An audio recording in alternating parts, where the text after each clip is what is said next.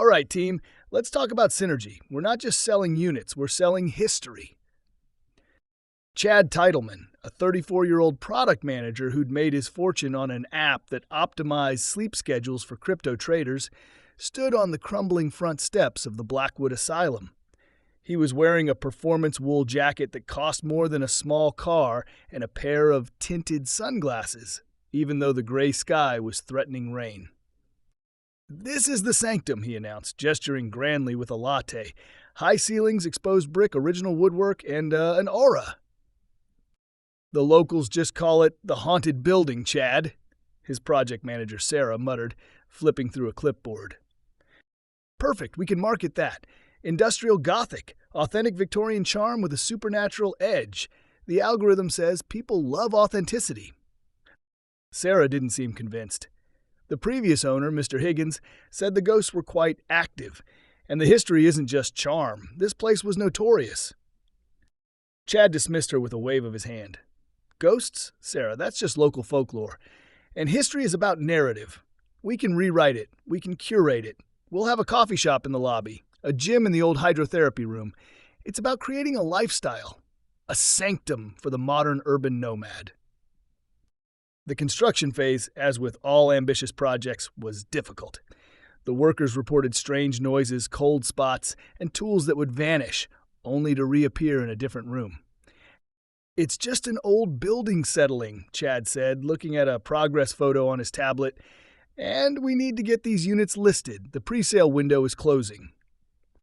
But as the renovations continued, the disturbances became impossible to ignore.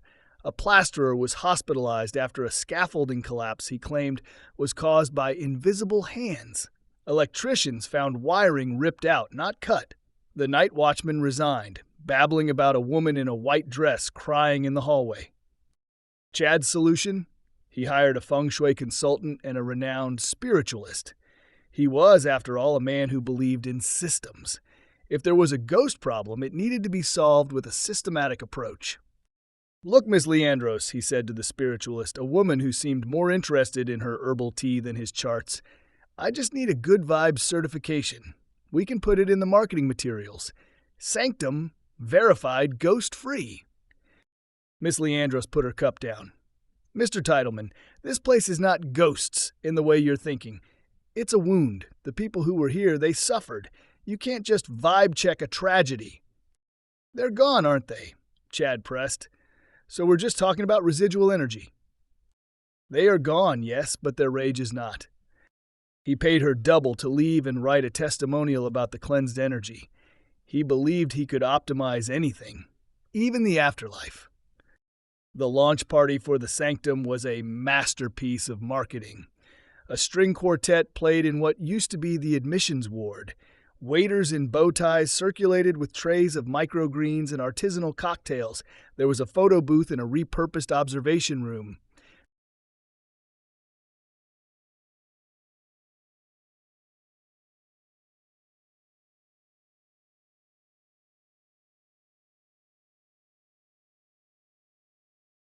A wealthy-looking woman with a very large dog tilted her head. "It is a bit chilly, isn't it? I've been feeling a draft." Chad smiled smoothly. "Original architecture. It's part of the authentic experience." Then the lights went out. A sudden silence fell, and then a sound began. It wasn't the wind or a settling building. It was a groan, a collective agonized moan that seemed to emanate from the very bricks. A cold wind swept through the room, knocking over a tray of glasses. The air grew thick and heavy, smelling of mildew and old sorrow. "Oh my God," someone whispered. "It's him." A figure appeared at the top of the main staircase. It wasn't a spectral being in a white dress. It was a man, pale and gaunt, with a look of utter despair and fury in his eyes. Behind him, other figures began to form, a silent army of the forgotten and abused. They didn't scream or roar, they just were. They moved down the stairs, not with human speed, but with a steady, unstoppable force. The string quartet scrambled. The waiters dropped their trays. Chad was frozen. This wasn't in the plan. This wasn't in the script. "What do you want?" he stammered. I can get you more exposure, a podcast, a streaming documentary." The main figure paused in front of him. He looked at Chad with a look that was both pitying and devastatingly empty. Then the ghost extended a hand and touched Chad's performance wool jacket. The material disintegrated, it fell away in a puff of dust. And then the building began to speak. Not just the moans, but voices. Thousands of them. The voices of those who had lived and died in the Blackwood Asylum. They spoke of cold baths and padded cells, of lobotomies and a life forgotten. The ghosts didn't attack Chad physically. They simply showed him. They showed him their pain, their loneliness, their erasure. They flooded his mind with a cacophony of lost voices, each one a life unlived, a soul unremembered. Chad felt his own identity, his own curated, optimized life, dissolving. He wasn't the tech bro, the innovator, the product manager.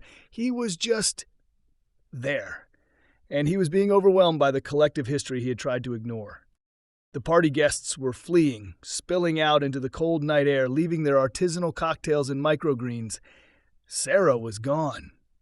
Chad was left alone. The ghosts didn't leave. They surrounded him, their gaze a weight he couldn't lift. They had their vengeance not in violence, but in presence. They forced him to truly see them. To understand that their history, their suffering, could not be monetized, packaged, or optimized.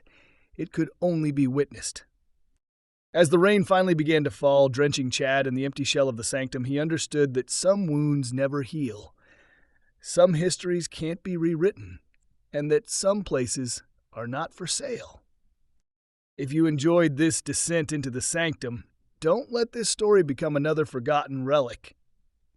Smash that like button if you think some things are better left unoptimized. Subscribe for more tales of high-tech hubris and supernatural justice. Comment below, what's the worst luxury renovation you've ever seen? Would you spend $4 a month to live in a haunted hydrotherapy suite?